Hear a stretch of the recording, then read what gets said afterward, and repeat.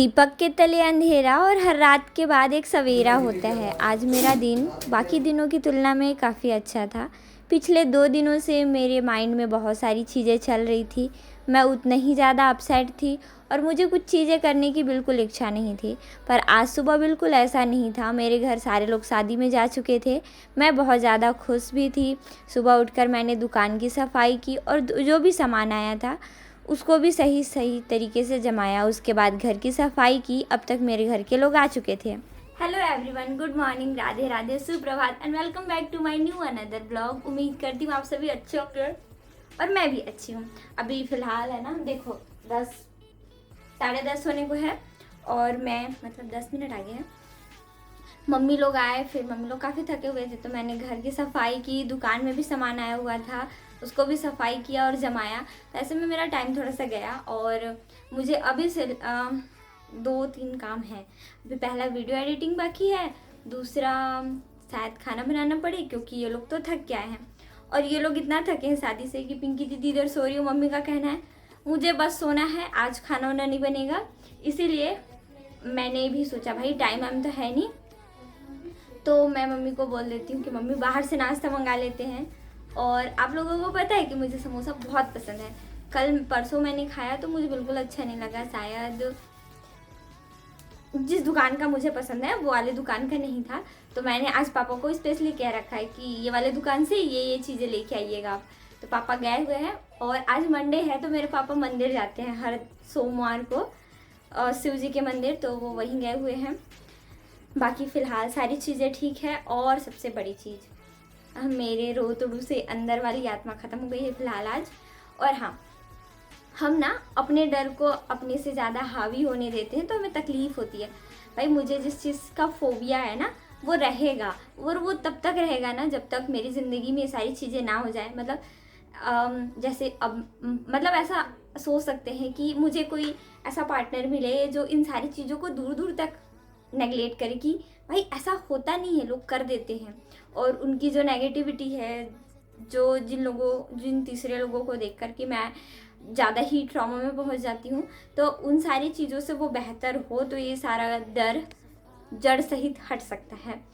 अब किसी और को देख के हमें तकलीफ़ होती है, हमें डर लगता है, ये बहुत अलग सी चीज़ है और कॉमन सी चीज़ है।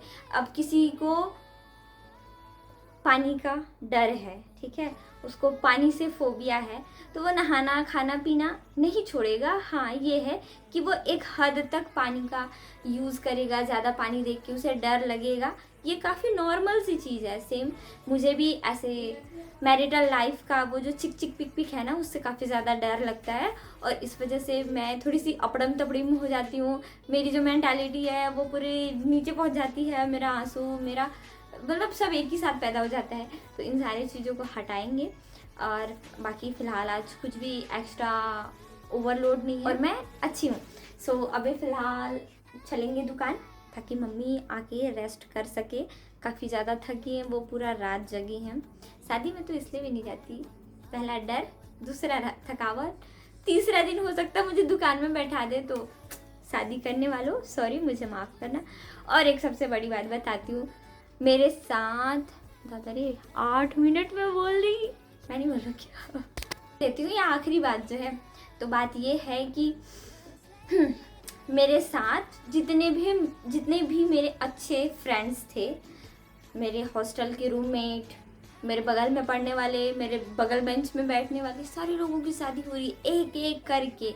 लेकिन सारे लोगों का मेरे एग्ज़ाम के दिन ही पेपर में शादी करना ज़रूरी होता है क्या? माना मुझसे पहले उनको अच्छा पार्टनर मिल गया, पर इसका ये मतलब तो नहीं ना कि मेरे ही एग्ज़ाम के दिन ये लोग शादी कर रहे। मैं शादी में भी नहीं जा पाऊँगी, फिर क्या फ़ायदा कि मैं देखूँ कि दूल्हा कैसा होता है। खैर अब देखो, मम्मी ने जाने से मना नहीं किया तो हम शादी में जाएंगे। अदरवाइज़ सारे लोगों का शादी 29 को है, 30 को है या फिर 31 को है, तो देखते हैं किस तरीके से मेंटेन करना पड़ेगा। देखते हैं शादी में कैसे जाएंगे।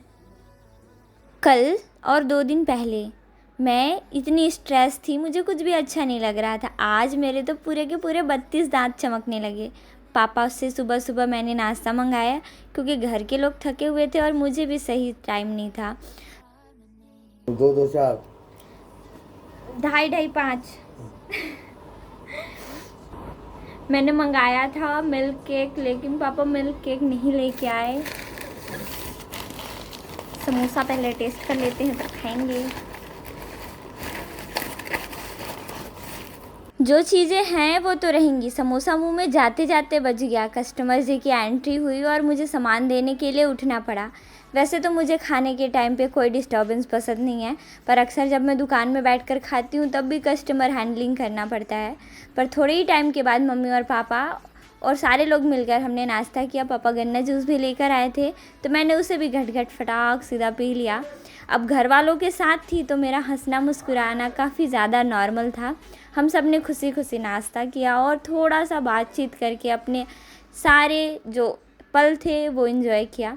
अब जो मेरा डर है और जो दुख है वो हमेशा रहेगा। जो चीज़ें हो गई उस चीज़ के लिए जितना हम रिग्रेट करें, उससे ज़्यादा अच्छा है कि हम आने वाले फ्यूचर के लिए वर्क करें। खुद को समझाने के बाद मूड बहुत अच्छा था, तो मैंने पहले पॉलिटी का रिवीज़न किया जो मैं पिछले 2-3 दिनों से पढ़ रही हूँ, और उसके साथ साथ अर्जुना की पुस्तक से पंचायती राज का कुछ चैप्टर फिनिश किया। लगभग 2-3 पेज उस पुस्तक से भी मैंने पढ़े।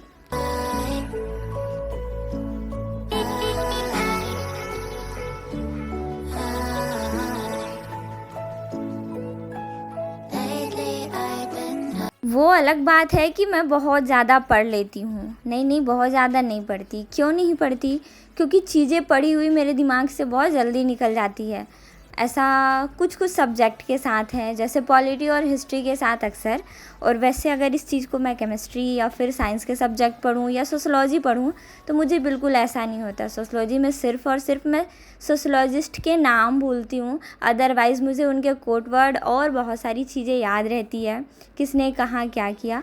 पर जब भी बात साइंटिस्ट सोशलॉजिस्ट की आती है तो मैं अक्सर भूल जाती हूँ। पर ऐसा केमिस्ट्री में नहीं होता था। अब वो पता नहीं बॉन्डिंग स्ट्रॉन्ग थी शायद इस वजह से। फिर मैंने एक एक करके अपने सारे पोर्शन कंप्लीट किए जो मुझे आज पढ़ना था। वैसे बहुत ज़्यादा अच्छा आज का दिन मैंने पढ़कर नहीं बिताया, लेकिन जो भी चीज़ें पढ़ी वो कॉन्सेप्चुअली मुझे बहुत अच्छे से समझ में आया। और बाकी दिन के मुकाबले मैंने पढ़ने के बाद बहुत हैप्पी फील किया, क्योंकि अभी 2 दिन पहले मुझे बिल्कुल कुछ अच्छा नहीं लग रहा था।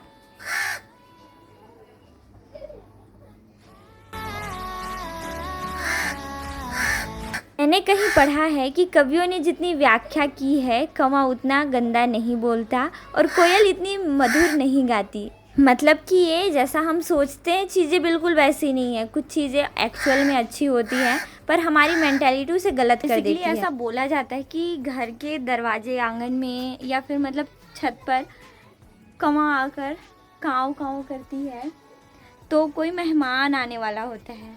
हम मुझे शंका है भाई, हमारे रिलेटिव्स कौन है जो हमारे घर आएंगे? काफ़ी टाइम से हमारे यहाँ कोई पर्सनली रिलेटिव नहीं आए हुए हैं। नानी के घर आते हैं तो यहाँ से घूमने घामने आ जाते हैं, पर सारे तो आते जाते रहते हैं जो हमारे खास रिश्तेदार हैं। मुझे हंसी आ रही है क्योंकि मेरे दिमाग में ना कुछ अलग मतलब थॉट आ गया था। एक्चुअली ऐसे मेहमान का मतलब क्या होता है? नए मेहमान जो काफ़ी टाइम से आए नहीं होते हैं। सो मजाक था ये। मैं आज खाना खाने भूल गई थी और मुझे जब भूख लगा तब ये लोग सो रहे थे, तो मुझे लगा कि थोड़ी देर सोने देना चाहिए।